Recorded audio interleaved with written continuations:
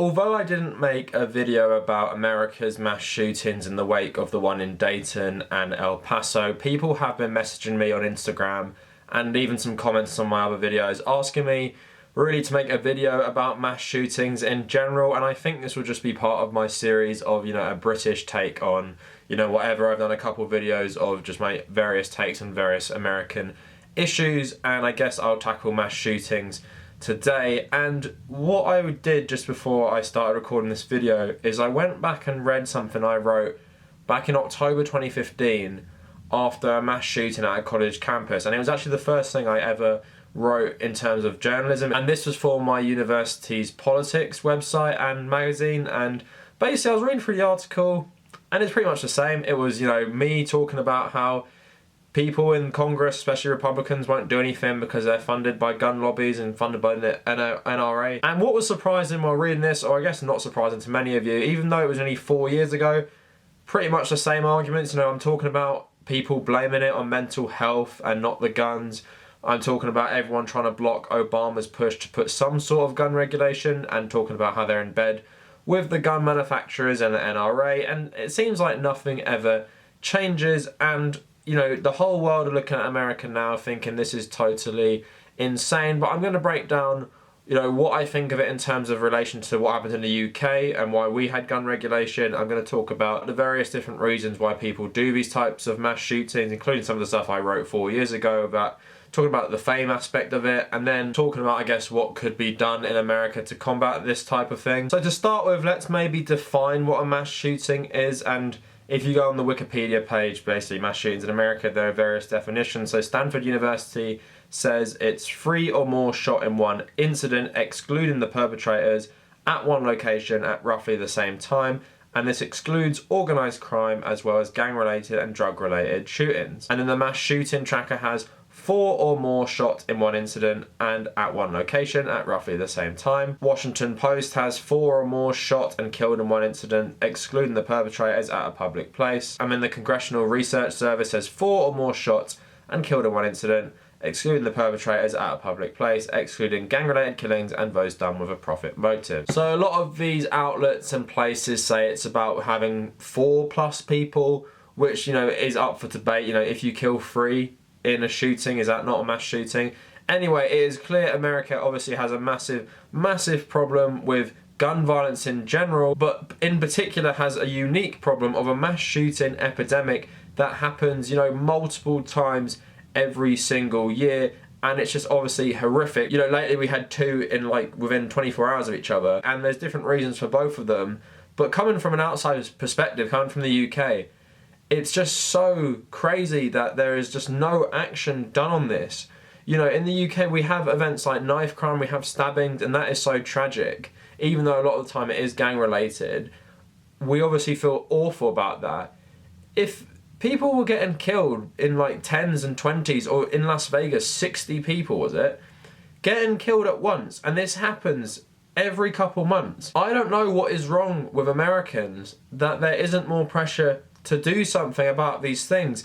And it really goes to my last video I made this week, where I was saying about the rich controlling everything. The rich control the narrative, the rich brainwash people, so they keep people who support, the Republican Party, for example, keep them in line with this ideology, which basically says you should be able to access a gun no matter who you are, what mental state you're in, and what background you're from, essentially. So the Second Amendment just means get whatever gun you want, everyone, it's just a free-for-all. There's going to be no government checks, and that's the ideology they push on people so they can sell more guns, because these politicians are in bed with the gun lobby and the gun manufacturers. And it's really as simple as that. But are the Americans who are susceptible to this message, are they so brainwashed they have just lost their humanity? They see these kids dying in schools, right? They see these churchgoers dying. They see immigrants dying. They see all these different groups. You can't go to a cinema. You can't go to a football game. You can't go to a restaurant. You can't go to an airport without the fear of being attacked in a mass shooting. And you're not even supporting basic measures to make sure people like domestic abusers can't access firearms. Because as we all know, a lot of the time, when women are murdered, it's by their partners or ex-partners. So surely we should be taking weapons out of the hands of people like that, or people who are mentally ill, or people who have PTSD. You know, a lot of these shooters are often ex-military. So do you not have enough humanity to really support stopping people like this getting really deadly firearms? You know, the AR-15, which is a military style rifle, and I know people like to say it's not the same as the ones they use in the military. Well, it's pretty similar. You can fire, was it 900 rounds per minute, 30 round magazine. In some states you can get, you know, drum mags and stuff, so you can shoot even longer. And then you have things like the Vegas shooting, where he had bump stocks, where you can shoot even more rapidly. Even though it's a semi-auto rifle, you can shoot it nearly as quick as an automatic one. And despite all the killings, you still don't want any regulation on this. And what annoys me about the Second Amendment fanatics and absolutists is that they say, we want the guns because if the government becomes tyrannical, we want to stand up to them. Well, I hate to break it to you, but you probably have one of the most tyrannical governments in American history, one that is just enriching itself at the expense of you, has, you know, its own fascist police force going around, ICE, deporting US citizens, sending people back to countries they've never been to. Many of these people have died. You see the abuse they commit in the camps. If you're such patriots and you're such, you know, fighters against tyranny, go and liberate the camps with your firearms. Oh wait, you're not going to do that. You support the tyranny. So I hate this argument from Second Amendment fanatics. And, you know, there is an argument to be had about the Second Amendment, and I think there could be a legit argument to defend yourself from government tyranny, and I would like to see more socialist militias. And there are some in America who go and defend anti-fascist protesters and stuff like that. But if you're going to be, you know, against tyranny, why are you not standing up to the tyranny now? Oh wait, you just love your guns and you're just going to support anyone who will give you unlimited access to these firearms. So in terms of the causes of these mass shootings, you know, I've really mentioned mental health as one, but that just comes into play, you know, a little bit. But I just want to point something out. If you care so much about mental health and treating mental health to stop shootings, as Republicans often say they do, why do you not support universal healthcare? Or why don't you at least support free mental health care for everyone? Make it widely accessible so everyone can go and get treated if they're mentally ill. Oh wait, you don't support that? It kind of sounds like you don't actually believe that. It's just an excuse you like to trot out to defend the gun manufacturers and defend the actual weapons that are used in these mass shootings. Because if you actually believed it was a mental health epidemic in America, all these shootings were just linked to the mentally ill, people with PTSD, people with various other forms of mental illness, then I'm sure you'd be tackling it a lot harder. So we got past, you know, the old excuses they trot out and everything. But another thing that is linked to mass shootings is the ideology. You know, most mass shootings are done by young white men. And white nationalist terror has been the biggest killer in terms of terrorist attacks in American history, I'd say. You know, you have 9/11, which is 3,000 people from Islamic terrorism. But think about the history of America. Think of groups like the KKK. Think of all these southern militias that would just kill black people for racist reasons. And then since 9/11, the biggest threat in terms of terrorists have been white nationalists. So that is a key component of these mass shootings, white nationalism, right? If Islamic terrorists were going into Walmarts, shooting them up with guns they bought legally, imagine the hysteria. Imagine the hysteria if one did it. Can you imagine the hysteria if it was a regular occurrence of Islamic fundamentalists buying AR-15s and shooting up places in America? People would be going crazy. But how is white nationalism different? It's the same in terms of ideologically, it's terrorism, but it's motivated by different things, but it's political terrorism. You don't have to be mentally ill to be a terrorist. You know, we like to say that white nationalist terrorists, they're mentally ill, but we don't like to say suicide bombers are mentally ill. We don't talk about the IRA being mentally ill. We don't talk about the Tamil Tigers who butchered people with machetes being mentally ill. It's only the white nationalists for some reason who are mentally ill. Two reasons for that. One, racism, because we like to say, you know, everyone else who does it, they're not mentally ill, it's their barbaric culture. But if someone like us does it, someone was raised in the same country as me, someone who went to school like me, you know, had a very similar environment, if he goes and kills people for political reasons, he must be crazy, because how can anyone like us do that? But if all these other people do it, oh, they're just barbaric, aren't they? The Irish are just, they're crazy terrorists. The Tamil Tigers, of course, they're barbarians. Islamic fundamentalists, well, of course they'd blow themselves up. That's just the way they're like. That's the logic. So that's one part, it's general inherent racism in society. Another part is, a lot of these people have been galvanised by the current Republican Party and the President of the United States. Americans like to call the Democrats the left and the Republicans the right. Don't make me laugh. The Republicans are far right. In terms of a real political spectrum, Democrats are corporatists, most of them. They're right wing. The Republicans are even worse because they're far right nationalists, most of them. Mix of Christianity, which in a lot of cases in America is part of your nationalism. So that's the spectrum. People like Bernie Sanders and AOC, yeah, they might be centre left and leftists, but that's only a tiny part of the Democratic Party. So it's this ideology that comes from one of the mainstream parties in America and galvanises these people, and Trump has just brought this racism back to the forefront and has really inspired these mass shootings. You saw that one in El Paso, and the guy's manifesto had language that was nearly exactly the same as Tucker Carlson's language on Fox News and Trump's own tweets. And he is radicalising these young men to carry out mass shootings. And ask yourself this. Again, would you like Islamic terrorists to have access to AR-15s?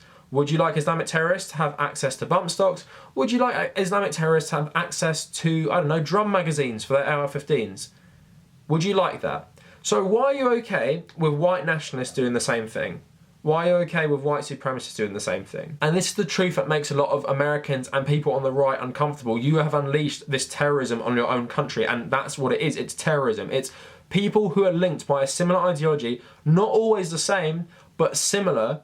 People who love watching Ben Shapiro, who love watching Tucker Carlson, who love watching Donald Trump, who love watching Fox News, who love watching all this conservative media who's radicalising them into violence. And their rhetoric is often violent in itself. And they're inspiring these shootings. So that's a problem America needs to tackle. It's not just the guns. Even though that's a massive part of it, the access to guns is a massive, massive part of it. But it's dealing with, like you said, mental health issues. Come on then, let's have socialised medicine where everyone can get it for free. And like other people were saying, it's terrorist ideology, it's white nationalism. You've got to tackle that more. The FBI has to stop losing its dossiers on groups like Stormfront and tackle white nationalism like they would tackle Islamic fundamentalism if loads of them were going around shooting up America. And that is just simply the heart of the problem. I'm coming from a British perspective.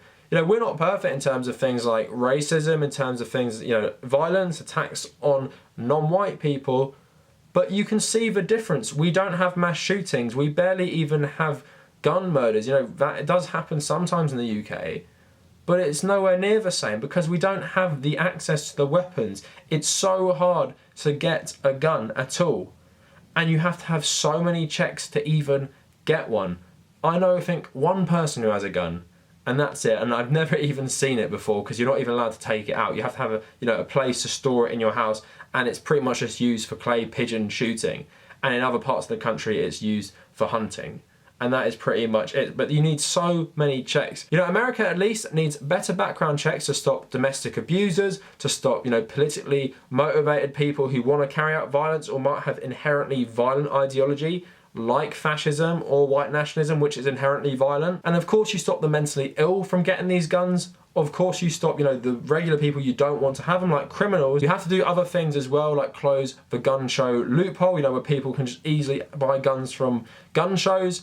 And while you're doing this, you need to tackle white supremacy as well. And a final point, some of you might have watched my video this week where I was really talking about the rich's control in society. So this is the point I will end on. I was watching a film called Lord of War the other day with Nicolas Cage, and it wasn't a great film, but it was about the arms industry and it was about arms dealers. And in the film, he was talking about, I hate it when there's peace. I can't make any money when there's peace. And it's in the 1990s and it's about the breakup of Yugoslavia, and he's like, I like that right now because there's always a war going on, so I got to sell, my guns to that. Gun manufacturers love mass shootings because, as we all know, after mass shootings, gun sales go up because people are scared.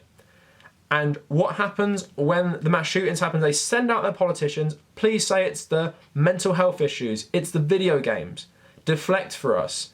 Help us protect the Second Amendment which allows us to sell as much guns as possible. And when there's a mass shooting, it's great for us. It's like a war for the arms dealers. We get to sell even more weapons. So every time mass shooting happens, our stocks go up. People go to the shops, they buy more guns, and we want everyone to have one, so we make more money.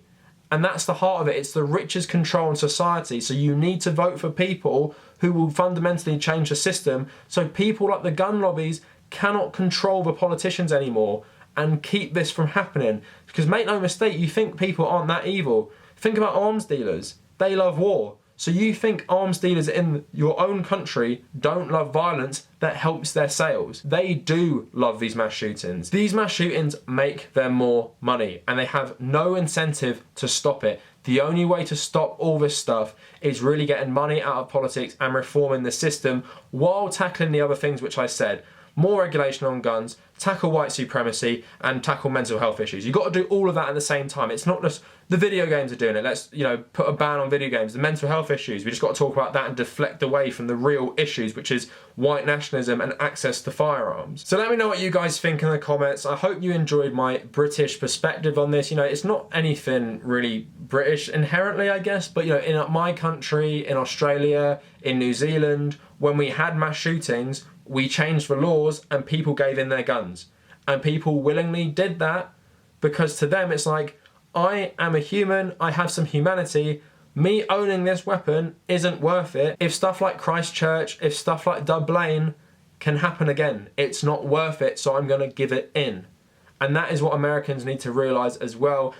But you've got a big issue facing you because your politics is so corrupt. Is there any real debate that you're not an oligarchy?